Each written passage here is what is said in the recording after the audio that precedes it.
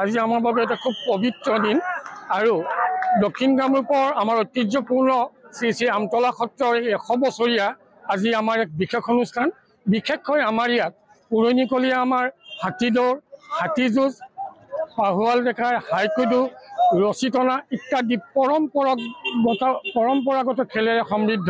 এতিয়া যদিও কিছু আমাৰ হাতী দৌৰ বা হাতী যুঁজ আমাৰ লোপ পাইছে হাতীৰ অভাৱত, সেয়েহে তথাপিও আজি বিশেষ আকৰ্ষণীয় আমাৰ ইয়াৰ খেলটো হ'ল যে আমাৰ পাহুৱাল ডেকাৰ হাইকুদু বা হাইডুডু এই ধৰণেও আমাৰ কয়। আৰু আমি জানো যে আমাৰ যি চতুৰ্ভুজ মন্দিৰৰ বিগ্ৰহ, সেই মন্দিৰ আমাৰ সৌৰী পথাৰ বুলি কয়। ওচৰতে থকা আমাৰ সৌৰী পথাৰত আজি তেওঁক স্থাপনা কৰা হয়। তেওঁক দুপৰীয়া আনি গধূলি আমাৰ আকৌ সেই আগৰ মন্দিৰত স্থাপন কৰা হ'ব। সেয়েহে ইয়াত আজি অগণন আমাৰ খেলপ্ৰেমী বা আমাৰ সৌৰী প্ৰেমী ৰাইজ ইয়াত ভৰ্তি হৈছে আৰু আমাৰ দক্ষিণ কামৰূপৰ অনেক ৰাইজ আহি উপস্থিত হৈছে হাইকুদু খেল উপভোগ কৰিবলৈ।